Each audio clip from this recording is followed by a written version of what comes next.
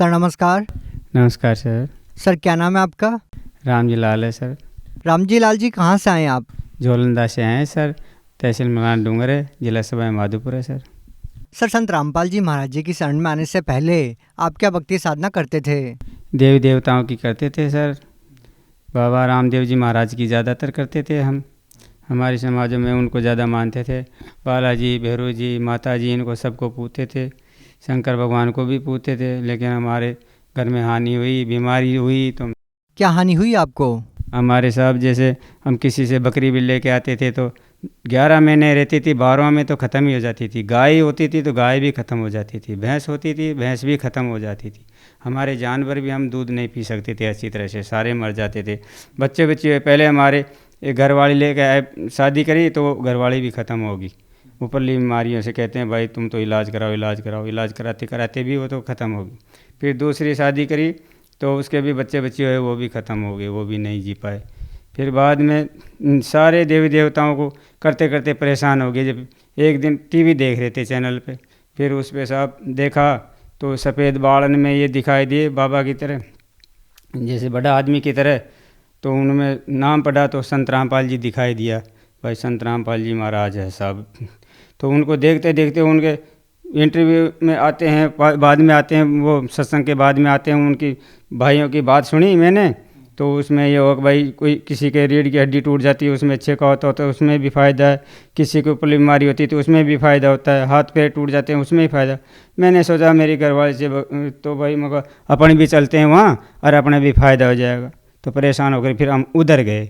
Sir क्या आपने अपनी भूत प्रेत की बाधा के समाधान के लिए कोई गुरु भी बनाया था? गुरु बनाया था साहब। पहले हमने पहला गुरु तो बनाया भजनानंद जी महाराज जी थे 2001 में। उनका भी बहुत नाम दाम लिया, फिर भी कुछ भी पार नहीं पड़ी साहब। उन्होंने ओम नाम दिया था, खूब भक्ति कर ली, कोई भी फ़ायदा नहीं हुआ साहब। उसके बाद में मेरे घरवाली क्या नाम से वो कहती है कि मैं उधर चले जाती हूँ सतपाल जी महाराज के, वहाँ नाम ले लेती हूँ। मैंने कहा भाई तू उधर ले ले, मैं तो उससे भी मना नहीं किया। फिर मैं धन धन सतगुरु जी के चले गया, मैं उधर कर रहा था, उधर भी कोई फ़ायदा नहीं हुआ हमारे। फिर हमको तो वो चैनल देखा संत रामपाल जी महाराज का, और उसमें हमने ये बीमारियों को देखा, तो फिर हम उधर चले गए। हमारे पास पैसा भी नहीं था, हमारे पास सारे पैसा भी ख़त्म हो गया, कर्जा और हो गया, हमारे 5-7 लाख रुपए का कर्जा भी हो गया। और इतना पास में था वो भी पूरा खर्च हो गया, कुछ भी नहीं बचा।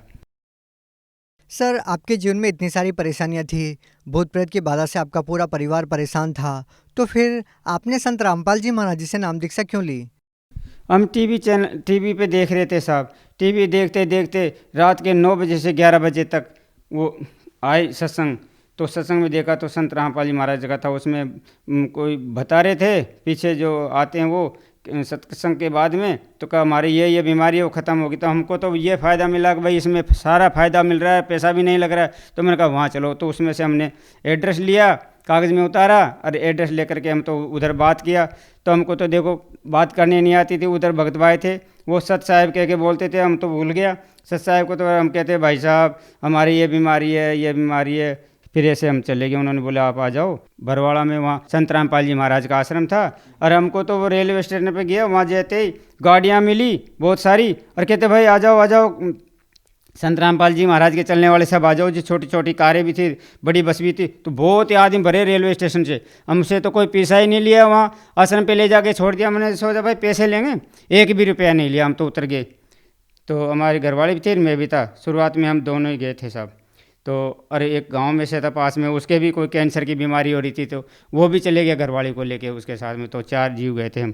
तो 4 जीव वहाँ चले गए। जाते हैं वहाँ के भाई चेक करने लगे, तो हमारे तो हमसे जो 2-3 दिन में आएंगे। बीड़ी पीता था, हमारे घरवाले भी बीड़ी पीती थी।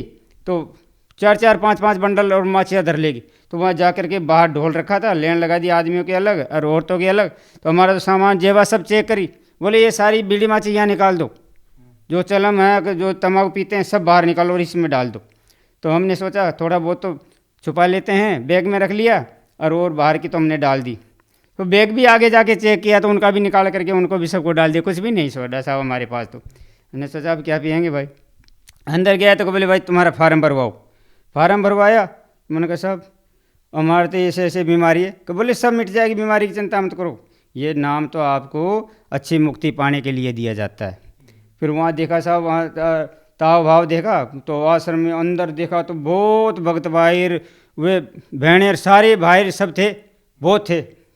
तो ऐसा तो हमने कभी वो आश्रम भी नहीं देखा, जिंदगी में पहली बार देखा। बड़े बड़े खम्मर ऊंचे पे चादर थे, ऐसे गया। फिर वहाँ देखा कि भाई पहले तो तुम ऐसे करो, खाना खाओ, चाय पानी पियो और नहा धोई करो, नमटा धोई करो, सब कुछ करो। मैंने कहा साहब हम तो हमारी बीमारी का लगन लग रही कि भाई बीमारी मटे पहले, तो हम तो जाते हैं। मैंने कहा साहब हमारी बीमारी मटना चाहिए। कि बोले भाई मिट जाएगी, तुम्हारा को अभी फार्म भरवा देते हैं। खाना वाना खाया, नया धोया और वहाँ गए साहब, जा करके उनको नाम का फार्म भी आ रहा था ना, वो लेकर बैठा दिया कि भाई यहाँ नाम लो। जब से हमने संत रामपाल जी महाराज फिर वो दीक्षा ली ना साहब, दीक्षा लेने के बाद में मेरे को ये पता नहीं चला, गया जब से भी मेरे को कोई वो बीमारी का एहसास नहीं हुआ। परमात्मा की मर्जी हुई, हमको तो मालूम नहीं था भाई परमात्मा ही स्वयं आए हुए हैं धरती के ऊपर। हम तो वैसे ही गए साधारण कोई संत है वैसे ही इन और महात्मा साधुओं की तरह। तो वहाँ गए तो साहब नाम लेते ही हमारे तो वो बीमारी का ये पता नहीं चला किधर गई वो बीमारी, आज तक भी हमको मालूम नहीं है। सर आपने बताया कि आपने संत रामपाल जी महाराज जी के आश्रम में जाके उनसे नाम दीक्षा ली। सर पहले आप सतपाल जी महाराज से जुड़े थे, उनके आश्रम में भी गए होंगे, तो संत रामपाल जी महाराज जी व संत सतपाल जी महाराज जी के आश्रम में आपको क्या भिन्नता नजर आई? अजी वहाँ की तो कोई व्यवस्था नहीं है, लेन लगा के तो खाना देते हैं, 40 रुपये की एक प्लेट लगाते हैं, एक थाली में खाना देते हैं, उसमें भी 40 रुपये लेते हैं वहाँ तो। इसलिए हम तो इधर गए तो वहाँ तो खाना खाया तो वहाँ भी कोई पैसा भी नहीं। संत रामपाल जी महाराज के तो आश्रम में कोई पैसा भी नहीं लेते हैं। और वो रजाइयाँ ओढ़ने को देखो, बिस्तर देखो, गद्दा देखो, सारे फ्री में दे रहे हैं। बैठना उठना खाना नहाना धोना सारा फ्री है, तेल साबुन सारा फ्री है, दूध पियो तो दूध, छाछ खाओ तो छाछ। और सतपाल जी महाराज के आश्रम में उधर तो पैसा लेते हैं, 40 रुपये लेते हैं एक थाली का ही, उसमें रोटी सब्जी मिलती है, वैसी अच्छी सब्जी भी नहीं मिलती है अच्छी तरह। क्या करें उधर तो फिर हम तो परेशान हो गए सारे छोड़ करके। और वो गुरुजी का जब सत्संग देखा ना, सत्संग देखते ही संत रामपाल जी महाराज की शरण में जाते ही सारी बीमारी खत्म हो गई हमारे तो सबकी। हमारी एक बच्ची थी छोटी, उससे बैठा नहीं रह जाता था, सारे डॉक्टर मना कर दिया, बोले भाई इसका तो कोई इलाज ही नहीं होगा, इसके तो बीमारी और है, अगर इसका इलाज हो जाए ना डॉक्टर कर दिया कोई भी तो।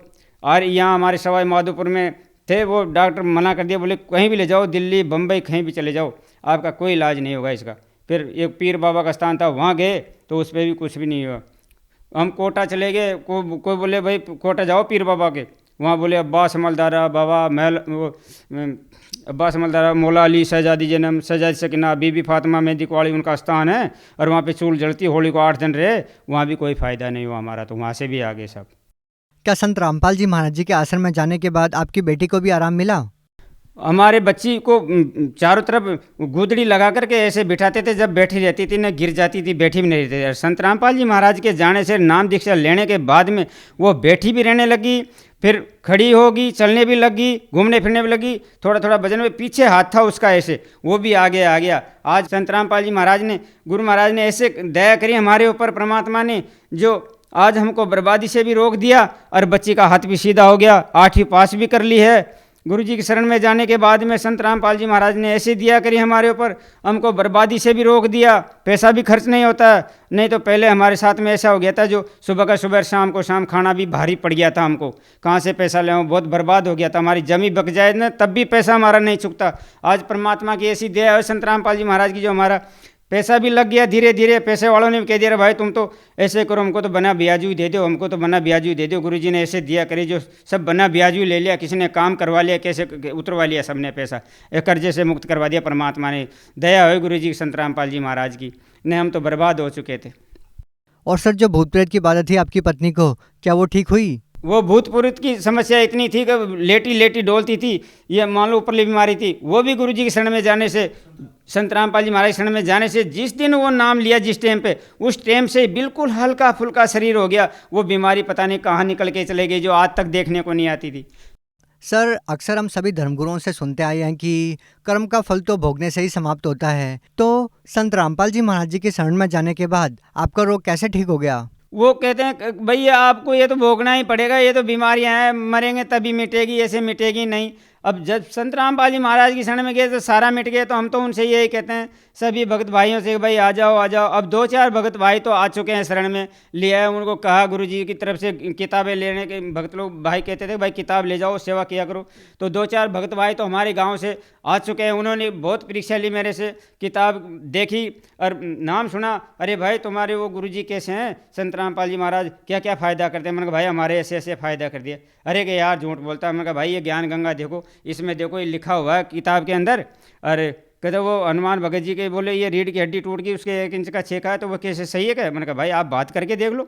तो फ़ोन लगाया, बात करवाई तो मान गया। तो एक भगत जी तो बोला कि मैं यार आपका आश्रम देख के आऊँगा। संत सतपाल जी महाराज शरण में रहते थे दोनों आदमी वो, और वो घरवाले कहते थे कि आप जा रहे हैं तो मेरे को भी ले चलो। तो वो दोनों आदमी चल दिए तो मेरे साथ वहाँ आया। तो उनके तो जचकी साहब, अब भाई मैं तो नाम लूँगा। सर जैसा कि आपने बताया कि संत रामपाल जी महाराज जी से नाम दीक्षा लेने के बाद आपको भूत प्रेत की बाधा से निजात मिली।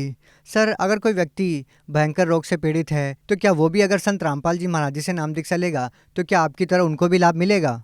अजी ये तो मामूली बात है, कैंसर हो या शुगर हो या पथरी की बीमारी हो, ये तो नाम लेते ही तुरंत ही खत्म हो जाता है, ये तो यूँ ही मिट जाता है। दवाई गोली की भी जरूरत नहीं पड़ती है परमात्मा के जाने के बाद में। जो लोग आज भी बड़ी गंभीर बीमारियों से पीड़ित हैं और डॉक्टरों ने भी उनको जवाब दे दिया है, उन लोगों को आप क्या कहना चाहेंगे?